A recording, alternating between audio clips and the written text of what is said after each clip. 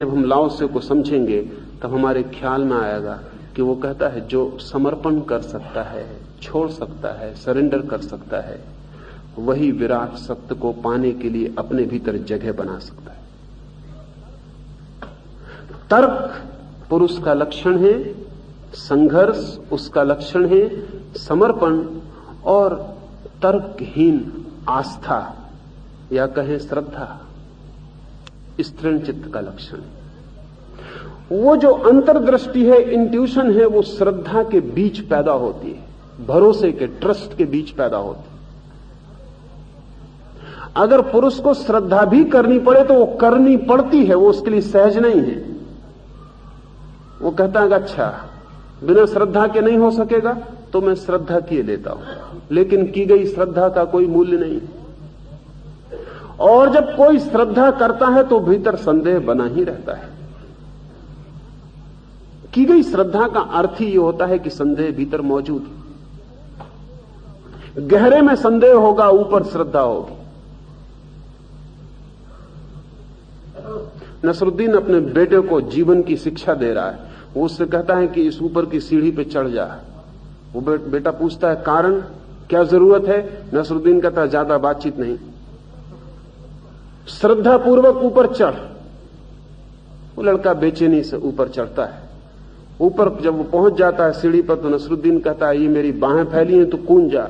वो कहता है लेकिन मतलब जरूरत? नसरुद्दीन कहता है श्रद्धा रख, घबरा मत, मैं तेरा बाप हूं, हाथ फैलाए खड़ा हूं, कूद जा। लड़का कूद जाता है। नसरुद्दीन जगह छोड़ के खड़ा हो जाता है, उसका जमीन पर गिरता है, दोनों पैरों में चोट लगती, वो रोता। नसरुद्दीन कहता देख जिंदगी के लिए तुझे एक शिक्षा देता हूं, किसी का भरोसा मत करना, अपने बाप का भी मत करना।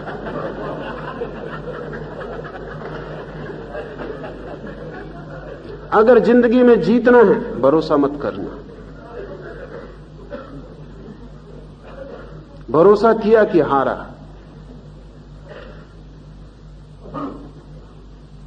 पुरुष की सारी शिक्षा यही है। न मालूम कितने रूपों से अपने चारों तरफ वो जो दुनिया बनाता है वो गैर भरोसे की दुनिया है। उसमें संघर्ष है, उसमें हर एक दुश्मन है और प्रतियोगी है।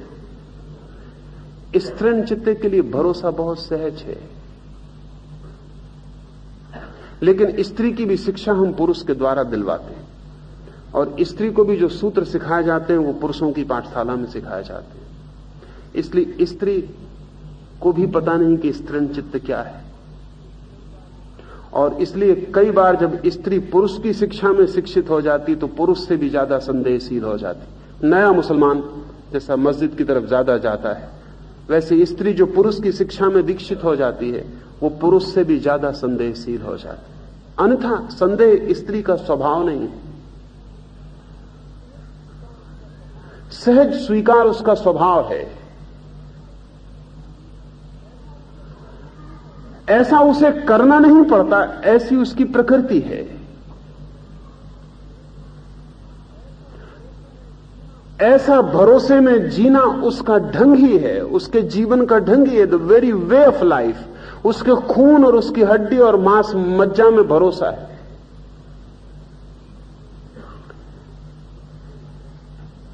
स्त्रीण रहस्य में ये बातें ख्याल रखनी जरूरी है कि लाओस से जिस तरफ इशारा कर रहा है वो श्रद्धा का जगत है, समर्पण का, संघर्षहीन, प्रकृति के साथ सहयोग का, विरोध का नहीं, प्रकृति के साथ बह जाने का, प्रकृति के साथ संघर्ष का नहीं, नदी में तैरने जैसा नहीं, नदी में बह जाने जैसा कि कोई आदमी ने भरोसा कर लिया हो नदी पर और बह गया।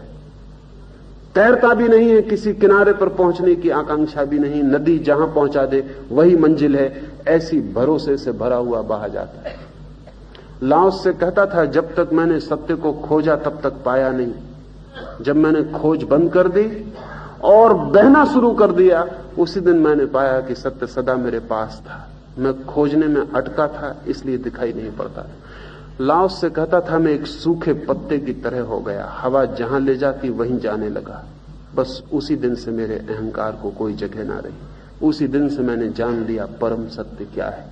उस दिन के बाद कोई अशांति नहीं है, सब अशांति खोजने की अशांति है। सब अशांति कहीं पहुंचने की अशांति है, सब अशांति कुछ होने की अशांति है। श्रद्धावान जो है उससे राजी है, जहां है उससे राजी है, जैसा है उससे राजी है। ऐसा नहीं कि उसकी यात्रा नहीं होती, यात्रा उसकी भी होती है, लेकिन वो यात्रा सारे अस्तित्व के साथ है, अस्तित्व के विरोध में नहीं। नदी में बहता हुआ तिनका भी सागर पहुंच जाता है। जरूरी नहीं कि नाव लेकर ही नदी में सागर की तरफ यात्रा की जाए। वो बहता हुआ तिनका भी सागर पहुंच जाता है, लेकिन नदी पहुंचाती है उसे, वो खुद नहीं पहुंचता। और पहुंचने की व्यर्थ झंझट से बच जाता है। लाओस से कहता है, यदि हम छोड़ सकें अपने को, जैसा स्त्री छोड़ देती है प्रेम में, ऐसा ही अगर हम जगत अस्तित्व के प्रति, परमात्मा के प्रति, ताओ के प्रति अपने को छोड़ दें, जैसे हम उसके आलिंगन में छूट गए हों, तो हम जीवन के सत्य के निकट सरलता से पहुंच जा सकते हैं। एक दो बातें और। जैसा मैंने कहा, पुरुष की बुद्धि और स्त्री की बुद्धि में फर्क है, ऐसे ही पुरुष के जीने का जो डायमेंशन है वो टाइम, समय है। पुरुष समय में जीता है। दो डायमेंशन है अस्तित्व के, एक टाइम और एक स्पेस, स्थान और काल। पुरुष काल में जीता है, उसे पीछे का हिसाब रखता है, आगे का हिसाब रखता है, समय में उसकी दौड़ चलती रहती है, घड़ी की कांटे की तरह जीता है। जैसे मैंने कहा कि पश्चिम में विज्ञान जिस दिन से सफल हुआ उसी दिन से घड़ी सफल हुई। पूरब में घड़ी नहीं बन सकी। नहीं बनने का कारण था क्योंकि पूरब ने कभी पुरुष के चित्त के ढंग से सोचा नहीं। पूरब ने कभी समय का हिसाब नहीं रखा। हमारे पास कोई तारीख नहीं, राम कब पैदा हुए, कब मरे, कृष्ण कब जन्मे, कब मरे, हमारे पास कोई तारीख नहीं, कोई हिसाब नहीं। लाओस से कब पैदा होता है, कब मरता है, कोई हिसाब नहीं। यह भी पक्का करना मुश्किल होता है कि कौन पहले हुआ, कौन पीछे हुआ। हमने कोई टाइम क्रॉनिकल हिसाब नहीं रखा कभी। असल में समय का जो बोध है, टाइम कॉन्शसनेस है, वो पूरब को नहीं रही कभी। कोई बोध ही नहीं रहा समय का। क्यों? क्योंकि समय के बोध के लिए पुरुष चित्त चाहिए। समय का बोध बढ़ता है तनाव के साथ। जितना तनाव बढ़ता है, समय का बोध बढ़ता है। तो जितनी एंजाइटी बढ़ती है, उतनी टाइम कॉन्शसनेस बढ़ती है। पश्चिम में आज टाइम कॉन्शसनेस इतनी ज्यादा है, एक सेकंड का हिसाब है, और वो कई हिसाब कई दफे बिल्कुल पागलपन में ले जाता है। एक आदमी जाएगा भागा हुआ हवाई जहाज से इसलिए कि घंटा भर बच जाए, घंटा बच जाएगा, लेकिन उसने कभी ये सोचा ही नहीं उस घंटे को बचा के करना क्या है। उस घंटे को वो दूसरे घंटे बचाने में उपयोग में लाएगा, और उन घंटों को और घंटे बचाने में उपयोग में लाएगा, और आखिर में मर जाएगा बचाते बचाते। उपयोग उनका कभी भी नहीं कर पाएगा, क्योंकि उपयोग करने के लिए तनाव नहीं चाहिए, और समय में तनाव है, तीव्र तनाव है। कल बहुत महत्वपूर्ण है, आज महत्वपूर्ण नहीं है। स्त्रियों के लिए आज बहुत महत्वपूर्ण है, अभी और यहीं। इसलिए बहुत मजे की बात है कि स्त्रियां उन चीजों में ज्यादा रस लेती हैं जो अभी और यहीं घटित होती हैं। आप जान के हैरान होंगे कि स्त्रियों को कोई लंबी फिक्र नहीं होती। कोई स्त्री इसकी फिक्र नहीं करती कि सन 2000 में क्या होगा, कोई फिक्र नहीं करती। कोई स्त्री चिंता नहीं करती कि तीसरा महायुद्ध होगा कि नहीं होगा, कि वियतनाम में क्या होगा, कि बंगाल में क्या होगा, उसकी चिंता नहीं करती। टाइम के लिए उसके मन में कोई जगह नहीं है। बहुत दूर की भी चिंता नहीं करती कि चीन में क्या हो रहा है, और पेकिंग में क्या हो रहा है, और वाशिंगटन में क्या हो रहा है। पड़ोसी के घर में क्या हो रहा है स्त्री के लिए महत्वपूर्ण है। वाशिंगटन में क्या हो रहा है बिल्कुल बेकार बात है, हो रहा होगा, लेकिन पड़ोसी के घर में क्या हो रहा है वो दीवार में कान लगा के सुन रही है। इमीडिएट कॉन्सियसनेस है, दूर से मतलब नहीं है, अभी और यहां। क्षुद्र सी कोई बात हो रही होगी, क्योंकि जो वाशिंगटन में हो रहा है वो तो पड़ोसी के घर में नहीं हो रहा होगा, वियतनाम में जो हो रहा है वो तो पड़ोसी के घर में नहीं हो रहा होगा, पति पत्नी की कोई कलह हो रही होगी, कुछ मां बेटे को डांट रही होगी, कुछ हो रहा होगा, क्षुद्र होगा, लेकिन वो निकट है, अभी। स्त्री के लिए क्षुद्रतम भी मूल्यवान है अगर वो अभी है, और पुरुष के लिए बहुमूल्य से बहुमूल्य भी मूल्यवान नहीं है अगर वो अभी है। वो दूर हो जितना, उतना उसके चित्त को फैलाव का मौका मिलता है। असल में जितना दूर हो उतने चिंतन की सुविधा है, जितना निकट हो चिंतन की कोई जरूरत नहीं है। जितना पास हो तो सोचना क्या है, जितना दूर हो उतने सोचने के लिए उपाय, तर्क के लिए उपाय, योजनाएं बनाने के लिए उपाय। तो पुरुष दूर में बहुत उत्सुक है, द डिस्टेंट, स्त्री निकट में बहुत उत्सुक है। और निकट में उत्सुक होना सत्य की खोज के लिए दूर में उत्सुक होने से ज्यादा मूल्यवान। ये नहीं कह रहा हूं कि पड़ोसी के घर में क्या हो रहा है इसमें उत्सुक बने रहे, निकट की उत्सुकता मूल्यवान है, क्योंकि निकट ही है जीवन। दूर तो सिवाय सपनों के और कल्पनाओं के कुछ भी नहीं है, निकट ही है जीवन। जितना निकट अस्तित्व का प्रतीति हो उतनी ताजी और जिंदा होगी। दूर सब बासा और पुराना पड़ जाता है, दूर रह जाती है, या भविष्य की कल्पनाएं और सपने रह जाते हैं। पुरुष समय में जीता है, स्त्री स्थान में, स्पेस में जीती है।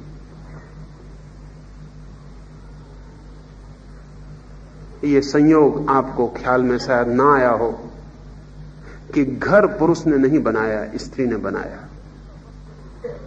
अगर पुरुष का बस चले तो घर को कभी ना बनने दे,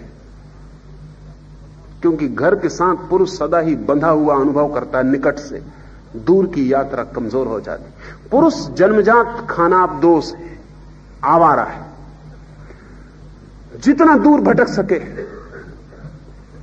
इसलिए पुरुष के मन में भटकने की बड़ी तीव्र आकांक्षा है। अब स्त्रियों की समझ में नहीं आता कि चांद पर जाकर क्या करिएगा, न वहां कोई शॉपिंग सेंटर है,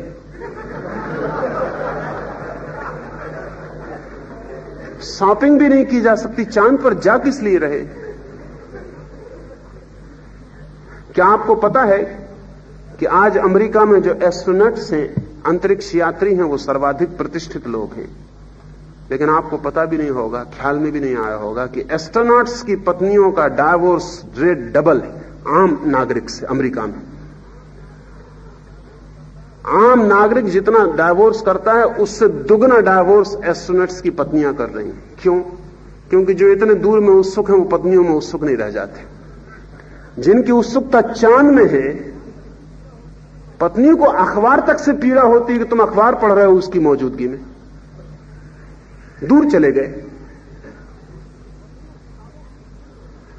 पत्नियां किताबों की दुश्मन हो जाती हैं, पत्नियां खेलों की दुश्मन हो जाती हैं कि पति ने उठाया बल्ला और चल पड़ा मैदान की तरफ, भारी पीड़ा होती। निकट पत्नी मौजूद है, वो दूर, लेकिन चांद पर कोई चला जा रहा है, स्त्री उसमें उत्सुक नहीं रह जाएगी। और लौट के वो आएगा भी तो भी वो स्त्री में बहुत उत्सुकता नहीं दिखाई देगा। इतने बड़ी दूर की उसने उत्सुकता पैदा कर ली है कि इतने निकट उसकी उत्सुकता नहीं होगी। पुरुष सदा यात्रा पर है।